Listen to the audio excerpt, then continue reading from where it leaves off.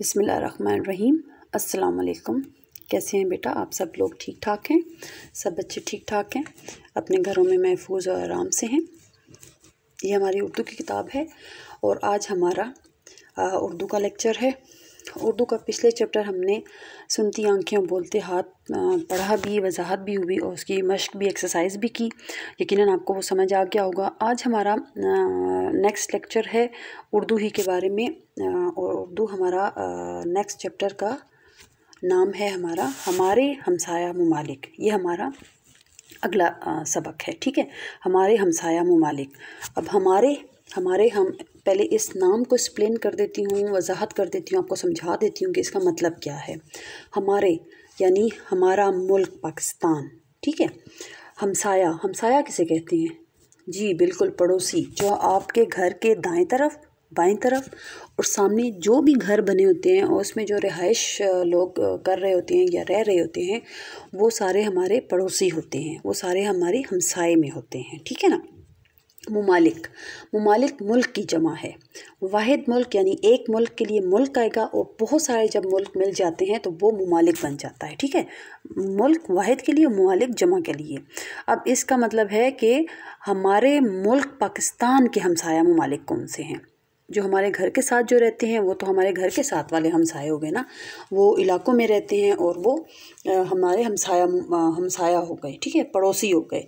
लेकिन ये जो है ये है हमारे मुल्क के हमसाया ममालिक। अब हमने ये इस चैप्टर में देखना है कि हमारे हमसाया ममालिक कौन कौन से हैं, हमारे पड़ोसी कौन से हैं, पड़ोसी मुल्क कौन से हैं और उनकी सकाफ़त कैसी है, उनके रहन सहन कैसे हैं, वो कैसे रहते हैं, क्या खाते हैं, क्या पीते हैं, क्या पसंद करते हैं, उन ममालिक की मशहूर चीज़ें क्या हैं, किस तरीके से वो रहते हैं, ये सारा कुछ हमने इस चैप्टर में पढ़ना है। लेकिन सबसे पहले हमने ये पढ़ना है कि हमारे हमसाया ममालिक कौन से हैं, ठीक है। अब इस एक आपको नक्शा बता रही हूँ, मैप बता रही हूँ पाकिस्तान का मैप है, बीच में सेंटर में पाकिस्तान लिखा हुआ है, ये पाकिस्तान का मैप है। इसमें वाज़े तौर पे आपको नज़र आ रहा है कि हमारे हमसाया ममालिक कौन कौन से हैं और कहाँ कहाँ हैं। सबसे पहले ये चीन है, चाइना हमारा हमसाया मुल्क है, नंबर 1। नंबर 2 अफ़ग़ानिस्तान हमारा हमसाया मुल्क है। नंबर 3 ईरान हमारा हमसाया मुल्क है और नंबर 4 पे इंडिया हमारा हमसाया मुल्क है, ठीक हो गया। और कराची और बलूचिस्तान के पास हमारा समंदर है। इस उसमें नक्शे में हमें वाज़े तौर पे नज़र आ रहा है कि हमारे 4 हमसाया ममालिक हैं जिनके नाम चाइना, अफ़ग़ानिस्तान, ईरान और इंडिया, ये हमारे हमसाया ममालिक हैं। और सी साइड कौन सा है? जो कराची जो बच्चे गए हुए हैं वहाँ उन्होंने समंदर देखा हुआ है तो उनको पता होगा कि कराची में हमारा समंदर है और बलूचिस्तान में भी है, ठीक है ना। इसके बाद हम इन ममालिक के परचम देख लेते हैं, क्योंकि हर मुल्क की पहचान जो होती है वो उस मुल्क का परचम होता है। वो अपने परचम से पहचाना जाता है कि ये इस मुल्क का परचम है। ये इस वजह से हमारे मुल्क के परचम में 2 रंग हैं, ऊपर सितारा और चाँद बना हुआ है, सब्ज़ रंग का और सफ़ेद रंग का परचम है हमारा। इसी तरीके से हर मुल्क का अपना परचम होता है और हमारे जो हमसाया ममालिक हैं उनके भी अपने अपने परचम होते हैं। सबसे पहले चाइना, ये है चाइना, चीन का परचम है। नहायत खूबसूरत है, इस तरह खूबसूरत परचम है और इस तरीके से रेड एंड येलो कलर में है, ठीक हो गया। इसके बाद चाइना के बाद हमारे पास आ जाता है इंडिया का, यानी कि हिंदुस्तान का। ये हमारा इंडिया का परचम है। इसमें 3 कलर हैं, orange, white and green colour है और वाइट कलर के बीच में पहिया बना हुआ है, व्हील बना हुआ है, ठीक है। ये हमारा इंडिया का परचम है, हमारे नंबर 2 हमसाया ममालिक मुल्क का परचम है। तीसरे नंबर पे ईरान आ जाता है। ये ईरान का परचम है, झंडा है। इसमें green, white and red colour है और वाइट जो परचम का वो हिस्सा है उस पे अल्लाह का नाम लिखा हुआ है। ये हमारा ईरान का परचम है। इसके बाद अफ़ग़ानिस्तान हमारा लास्ट हमसाया मुल्क है। इसमें भी 3 कलर हैं, ग्रीन, रेड एंड ब्लैक। इसमें 3 कलर हैं और इसके रेड वाले पोर्शन पे जो बना हुआ है अपने मुल्क की सकाफ़त या अपने मुल्क की चीज़ें बता रहे हैं कि हमारे मुल्क में क्या क्या है। ये हमारा अफ़ग़ानिस्तान का परचम है, ठीक है। अब हम अपने पेज की तरफ जाते हैं। जिस पेज पे हमारा चैप्टर है वो है 74 नंबर पेज है और सबक का नाम है हमारे हमसाया ममालिक। अब सबसे पहले हम जो भी चैप्टर स्टार्ट करते हैं तो उसके ख़ास अल्फाज करते होते हैं ठीक है ना, आपको पता है ना कि ख़ास अल्फाज करते हैं।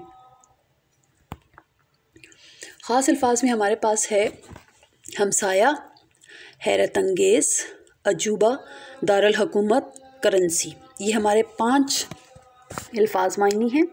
अब इनके मीनिंग देख लेते हैं। हमसाया पड़ोसी, हैरत अंगेज़ हैरान कर देने वाली चीज़ या बात, अजूबा अजीबो गरीब चीज़, दारुल हुकूमत किसी मुल्क का सदर मकाम, करेंसी सरकारी सिक्का या नोट। एक दफ़ा फिर देख लेते हैं। हमसाया पड़ोसी, हैरत अंगेज़ हैरान कर देने वाली चीज़ या बात, अजूबा अजीबो गरीब चीज़, दारुल हुकूमत किसी मुल्क का सदर मकाम, करेंसी सरकारी सिक्का या नोट। सबसे पहले हमने अल्फाज मायने किए।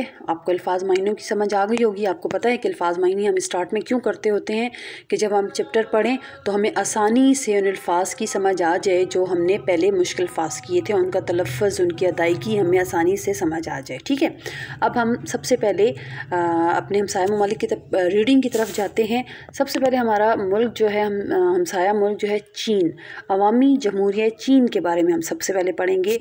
मैप में भी मैंने आपको समझा दिया, उनके फ्लैग्स भी बता के मैंने आपको समझा दिया। अब हम अपनी रीडिंग की तरफ आते हैं। आप गौर से इसकी रीडिंग सुने, उसके तलफ़्फ़ुज़ की अदायगी सुने कि आपको फिर जब आप ख़ुद बैठ के पढ़ेंगे तो उनको पढ़ने में अदायगी में कोई मुश्किल पेश ना आए। ठीक है, फिर स्टार्ट करते हैं। अवामी जमहूरिया चीन हमारा हमसाया मुल्क है।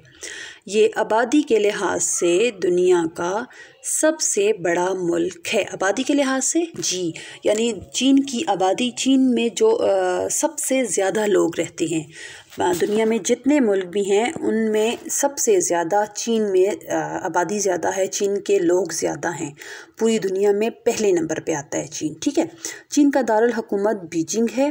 चीन की करेंसी युआन है। चीन की, जैसे हमारे मुल्क की करेंसी का क्या नाम है आपको पता है ना? जी बिल्कुल, हमारे मुल्क की करेंसी का नाम है रुपया और चीन की करेंसी का नाम है युआन। ये आप देख सकते हैं, इस तरीके से उनकी करेंसी होती है। नंबर 2 पिक्चर में भी आप देख सकते हैं, ये 100 रुपीज़ हैं उनके और इसी तरीके से उनकी करेंसी है। ठीक है, आगे चलते हैं, पढ़ते हैं। कौमी ज़बान चीनी है। कौमी दिन 1 अक्टूबर को मनाया जाता है। चीन एक खूबसूरत मुल्क है। यहाँ बेशुमार पुरानी गार, खूबसूरत इमारतें, अजायब घर, झीलें और बागात हैं। अब सबसे पहले उन्होंने कौन सी चीज़ का नाम लिया? इमारतें। ये देखें कितनी प्यारी इमारत है, जहन बिल्कुल वो हो जाता है कि किस तरीके से खूबसूरती से ये इमारत बनाई गई है। जैसे आपने पढ़ा कि चीनी बहुत मेहनती कौम है, बहुत जफ़ाकश कौम है, नहायत मेहनती कौम है, तो वो अपनी मेहनत इस बिल्डिंग की बनावट से ज़ाहिर हो रही है कि कितनी मेहनत से ये बिल्डिंग उन्होंने बनाई हुई है। सेकंड पिक्चर में भी इस बिल्डिंग का भी देख लें, नहायत खूबसूरती से बनाई गई है। ये बिल्डिंग भी बहुत खूबसूरती से बनाई गई है। अब बिल्डिंग ये वाली भी नहायत खूबसूरत तरीन बिल्डिंग्स हैं। इसके अलावा बहुत सारी हैं, कुछ पिक्चर निकाल के मैंने आपको बताई हैं कि आपको अंदाज़ा हो जाए कि कितनी खूबसूरत बिल्डिंग्स होती हैं चाइना में। इसके बाद है अजायब घर। अजायब घर किसे कहते हैं?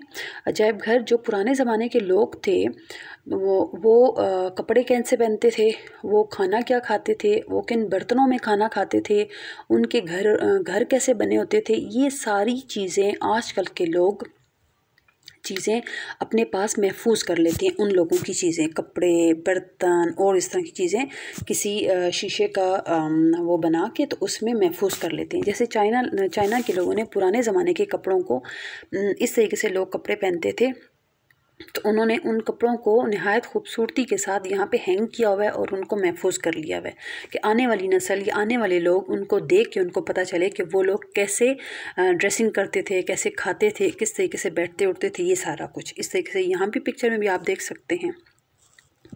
उसके बाद हैं झीलें।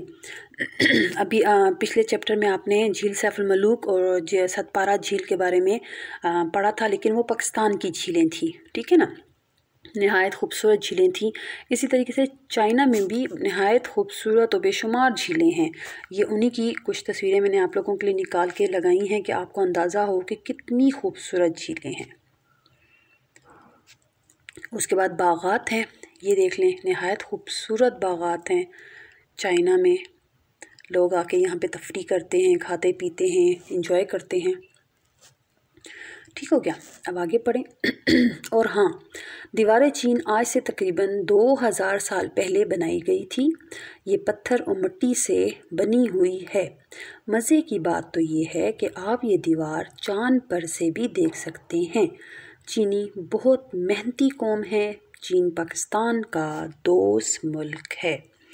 ये आप देख सकते हैं दीवार चीन की तस्वीर, एक वाज़ेह तस्वीर है। पहाड़ों के ऊपर बिल्कुल टॉप पे बनाई गई है। नहायत लंबी, बहुत ज़्यादा लंबी है और पत्थर और मिट्टी से आज से कहीं साल पहले, 2000 साल पहले लोगों ने अपने हाथों से बनाई है। पत्थर और मिट्टी के ज़रिए बनाई गई है। आपने जैसे पढ़ा कि वहाँ के लोग बहुत मेहनती हैं, तो आप इस मेहनत का अंदाज़ा इस दीवार चीन से लगा सकते हैं कि कितनी खूबसूरती से और कितनी बड़ी और कितनी मेहनत के साथ ये बनाई गई है।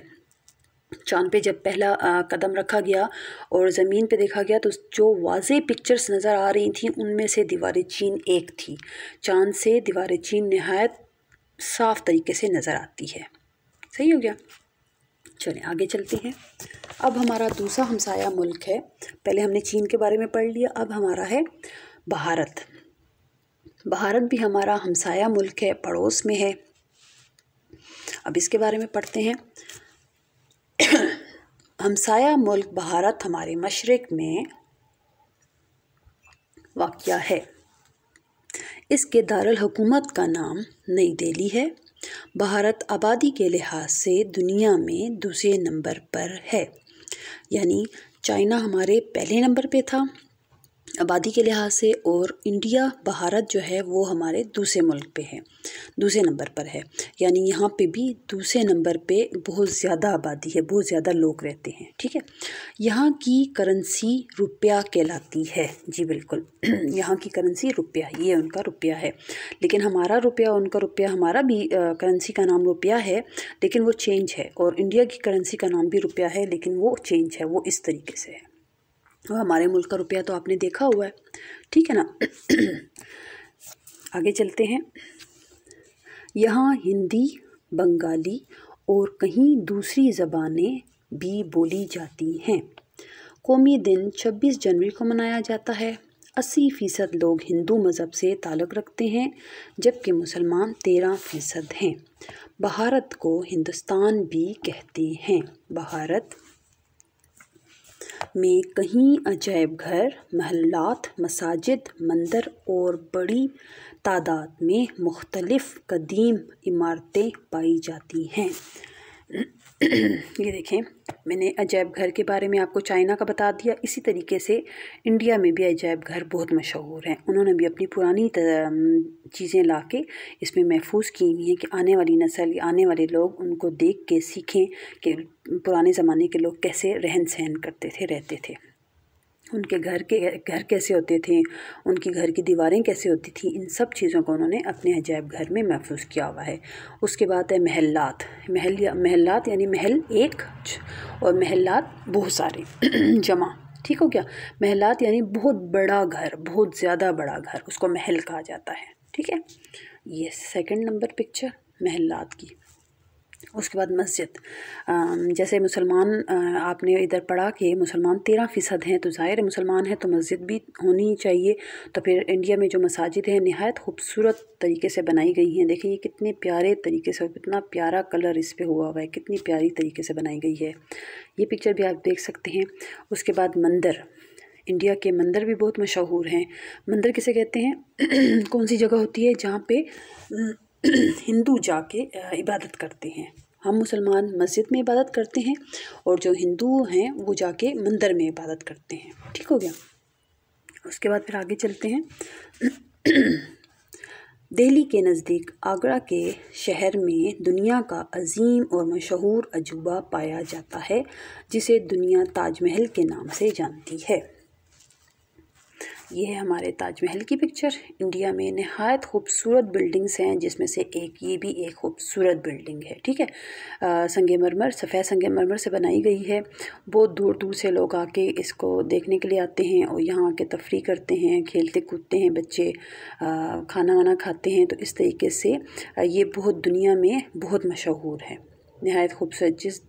इतना अरसा गुजरने के बावजूद भी ये बिल्डिंग उसी तरह है जैसे पहले ये बनाई गई थी। ठीक हो गया, आगे चलते हैं। अब हमारा तीसरा हमसाया मुल्क ईरान है।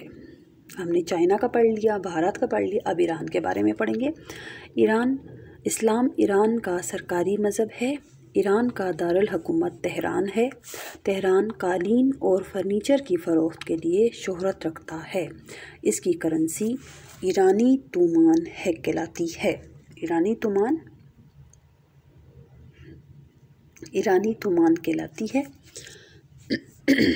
कालीन और फर्नीचर, ये देख लें, ये कालीन, ईरान के कालीन बहुत मशहूर होते हैं, बहुत नफीस होते हैं, हाथ से बनाए जाते हैं।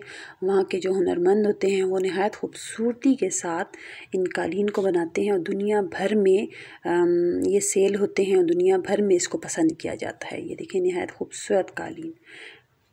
और दूसरे नंबर पे फ़र्नीचर यहाँ का बहुत मशहूर है। ये ईरान का फ़र्नीचर नहायत खूबसूरत तरीके से बनाया गया है और ये ईरानी करेंसी है, यानी ईरानी तूमान इसे तूमान कहा जाता है। ठीक है, चलें जी आगे बढ़ते हैं। फ़ारसी सबसे ज़्यादा बोली जाने वाली ज़बान है। कौमी दिन 11 फरवरी को मनाया जाता है। ज़्यादातर ख़वातीन अबाया और सर पर स्कार्फ इस्तेमाल करती हैं। ईरानी बहुत मेहमान नवाज लोग हैं। इस तरीके से ईरान की ख़वातीन जो होती हैं वो अबाया यानी बुर्का, जो हम यहाँ भी पहनते हैं, बाज़ बच्चियाँ भी हमारी स्कूल में पहन के आती हैं और बाज़ टीचर्स भी पहन के आती हैं और बहुत ज़्यादा इस्तेमाल किया जाए, अबाया इस्तेमाल किया जाता है। इस तरीके से ईरान में भी स्कार्फ और अबाया लिया जाता है। और वहाँ के लोग मेहमान नवाज, यानी घर में कोई गेस्ट आ जाए, मेहमान आ जाए, तो बहुत ज़्यादा अच्छे तरीके से उनको वेलकम कहते हैं। ईरान गैस और पेट्रोलियम की मसनूआत से माला माल है। यहाँ के लोग बहुत मेहनती हैं। ईरान अपनी तारीख़, पुरानी इमारतों, बागात, कालीन बाफ़ी और मुसव्वरी की वजह से दुनिया भर में मशहूर है। ईरानी फ़नकार अपने फ़न में माहिर हैं। ये मुसव्वरी, बाकी चीज़ें कालीन और फर्नीचर वगैरह मैंने आपको ईरान का बता दिया था। और ये मुसव्वरी किसे कहते हैं? वाटर कलर या ऑयल कलर से पेंटिंग बनाना, कुछ सिनरी बनाना, कुछ भी बनाना, उसे मुसव्वरी कहा जाता है। ठीक है, देखें कितने खूबसूरत तरीके से मुख्तलिफ़ रंगों से इस पिक्चर को बनाया गया है। तो इसीलिए ईरान की मुसव्वरी बहुत ज़्यादा मशहूर है। सही हो गया, चलिए अब आगे चलते हैं। अब अपने पेज नंबर 76 पे चलते हैं। यहाँ पे अपने आखिरी हमसाया मुमालिक के बारे में, मुल्क के बारे में पढ़ेंगे और वो है अफ़गानिस्तान।